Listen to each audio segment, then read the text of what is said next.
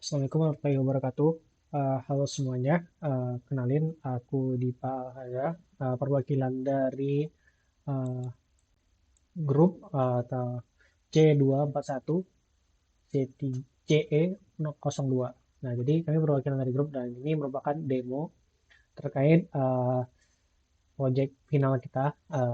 Jadi di sini tuh ada anggotanya itu ada aku Dipa Alhaya, kemudian ada Rehan Vivaldi, kemudian ada Ican Fauzi dan Muhammad Al Rifalda.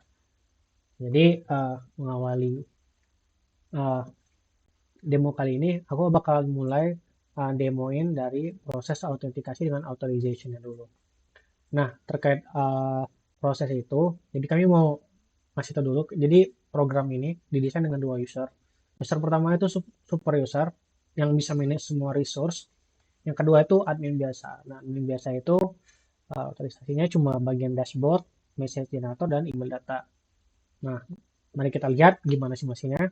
Jadi aku tuh udah buat dummy admin atau super user dulu. Nah, itu emailnya ini udah dibuat admin. Langsung login aja. Nah, kalau udah login, nah di sini ada beberapa fitur, ada dashboard, tampilannya gini, kemudian generate message-nya gini, terus email data.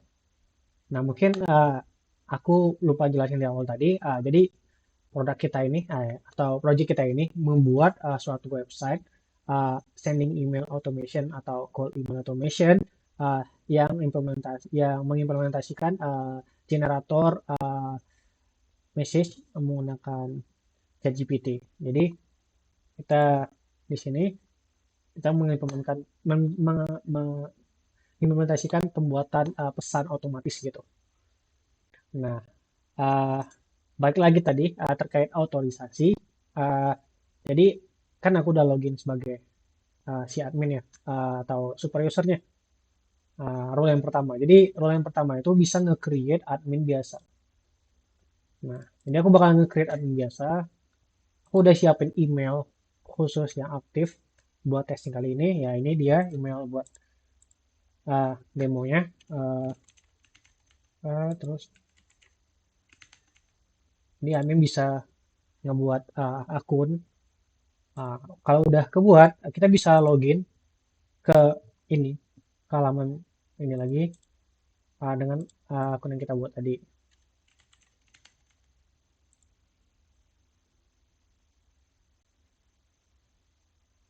Nah, gitu. Nah, terkait otorisasinya ini, jadi aku bakalan ngasih tahu kalau dashboard ini, dia tuh nge-record history pengiriman dan penjadwalan sending emailnya.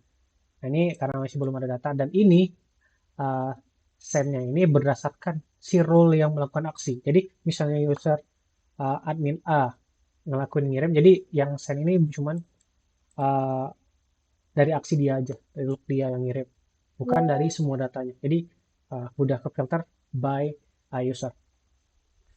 Nah, dia itu kemudian logout. Nah, terus ada fitur terkait autentikasi juga, yaitu fitur forget password.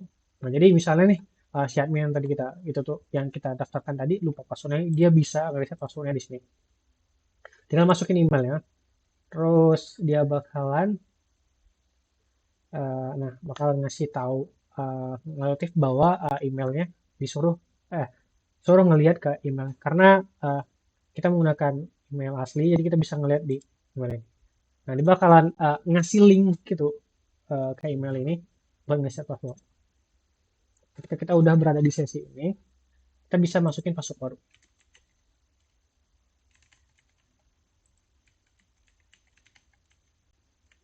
Nah,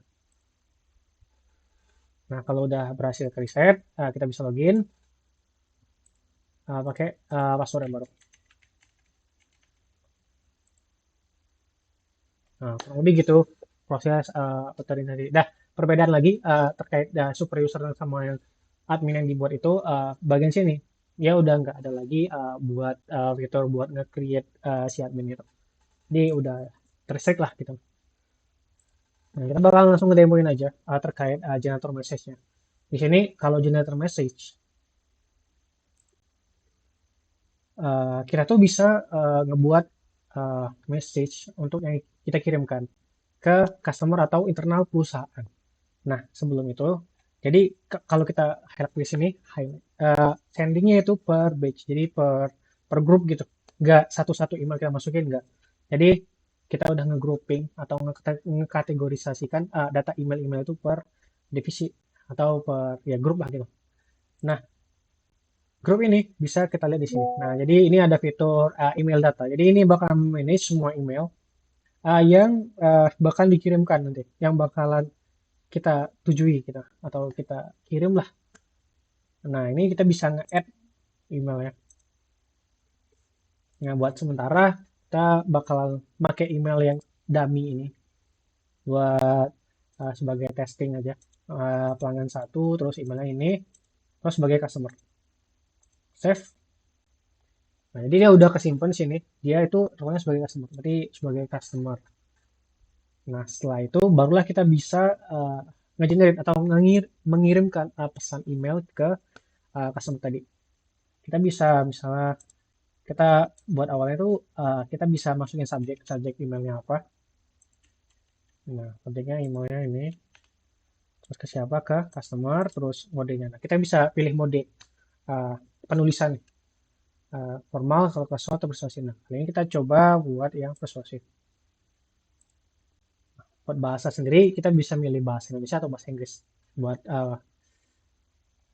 jadi kita pilih bahasa Indonesia aja, terus nah buat detail email ini adalah detail tambahan terkait ya isinya mau seperti apa nantinya. Nah, setelah kita isi, kita bisa tekan generate. Ini bakalan untuk ke generate ke text editor yang di sini. Mau text editor sendiri kita gunain buat fokus buat agar bisa diedit aja setelah uh, pesannya ke generate. Nah, ini bisa dihapus atau kita nggak bakal ngapus dan ini kayaknya udah bagus. Jadi kita bisa langsung melakukan pengiriman dengan menekan ini. Nah, di sini aku mau kasih tahu. Jadi fiturnya ini ada dua kondisi.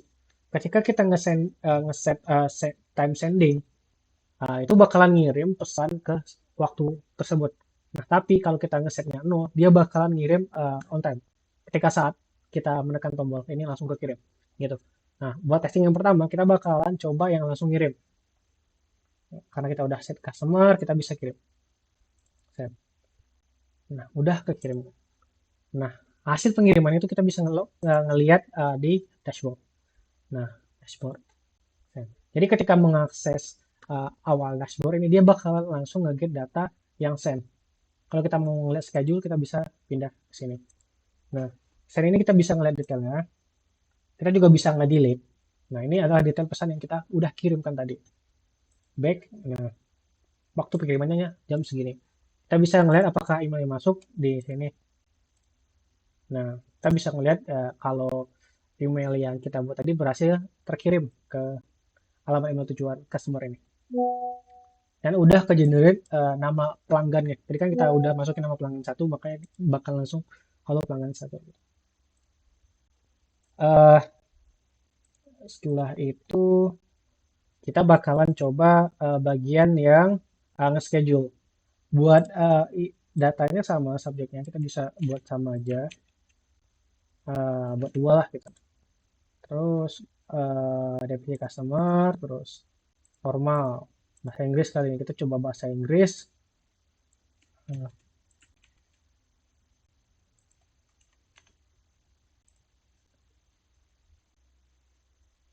Nah, di sini kita bakalan ngirim menggunakan metode scheduling.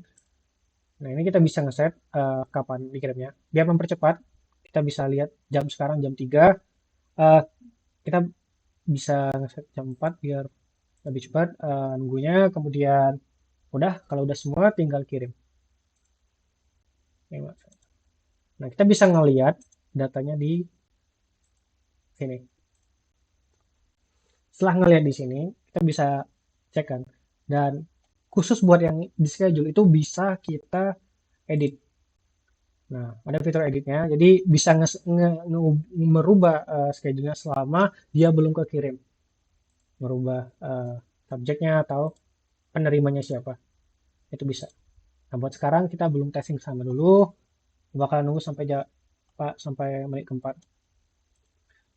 Dia bakal ngesimpan di sini. Tapi kalau dia nantinya setelah terkirim, dia bakal pindah ke send. Kurang lebih gitu. Nah, kita bisa lihat di sini, ini kan masih 3 menit ketiga, belum kekirim sama sekali. Jadi kita menunggu agar waktunya tuh pas gitu. Karena kita udah schedule buat ngirim pada jam pada menit keempat, 3 menit keempat. Aku bakal nge-save biar lebih cepat. Nah, udah menit keempat, jadi kita bisa ngelihat nih di bagian schedule itu ada pembaruan sistem IT perusahaan 2. Ini yang kita kirim tadi pakai bahasa Inggris kan kelihatan bedanya karena udah berhasil terkirim di menit 4. Ini kita bisa lihat hasil pengirimannya di sini. Nah, ada email baru masuk dengan bahasa Inggris. Jadi bisa nge-schedule gitu program kita itu dan juga bisa ngedit reschedule. Nah, kita bakal coba fitur nge-reschedule uh, buat ininya kita buat 3 terus customer lagi terus save kali ini kita buat ini aja. Kita bakal coba fitur rescheduling. Jadi kita bakal ngeset dia 18 satu hari beberapa hari ke depan bakal send. Nah, ini kan schedule awal kan tanggal wait,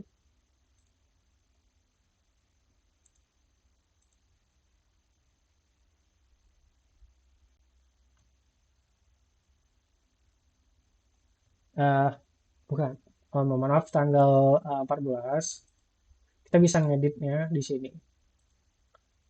Nah, karena kita ngesetnya itu jam 6 sore ya tadi, kita bisa ngerubah ke jam sekarang itu 4 terus bukan jam 3 sore. Kemudian uh, kita ngesetnya menit ke-7.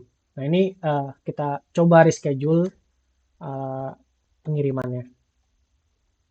Kita juga bisa ngubah sebenarnya ini, kemudian bisa ngedit misalnya 4. Nah, kita bakal nge-save perubahannya.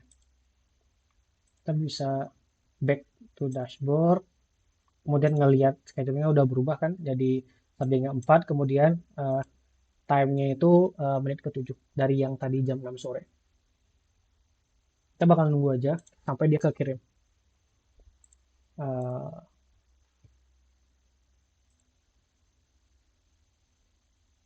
Nah, kita bisa lihat di sini dia belum nerima apapun karena belum sampai 7. Uh, Setelah itu, nah saat udah 7 dia bakal ngilang dari ini. Kita bisa lihat dia di bagian send. Jadi dia udah terkirim gitu yang kita buat tadi send 4 kan. Nah ini dia udah terkirim. Kita bisa lihat di sini. Tinggal kita refresh. Nah bakal masuk di sini. Jadi dia tuh berhasil nge-reschedule dan ngerubah datanya. Nah, itu demonya. Terus kita bakal nampilin berapa fitur selingan sih sebenarnya ini. Kita tuh bisa ngedit atau menghapus daftar si penerima dari email yang kita kirim tuh di sini. Misalnya situasi kalau emailnya ini salah, kita bisa editnya, mengedit langsung. Nah, kita edit jadi 123, save, yang akan berubah ke email data baru. Atau merubah dari customer jadi ke internal juga bisa. Nah, kurang lebih seperti itu pendemoan fitur kita. Jadi, oh ya satu lagi, jadi daftar table ini kita juga bisa ada fitur namanya searching. Ya, mau searching dari menggunakan data table, jadi bisa nge-search email kita lah intinya. Kemudian di sini juga dilengkapi fitur tersebut, fitur searching terkait table yang ditampilkan. Nah, mungkin cukup sekian demo atau demonstrasi produk kami dari grup C241 CE02. Nah, kemudian terima kasih semuanya. Mohon maaf atas segala kekurangannya. Eh, saya akhiri. Assalamualaikum warahmatullahi wabarakatuh. Terima kasih.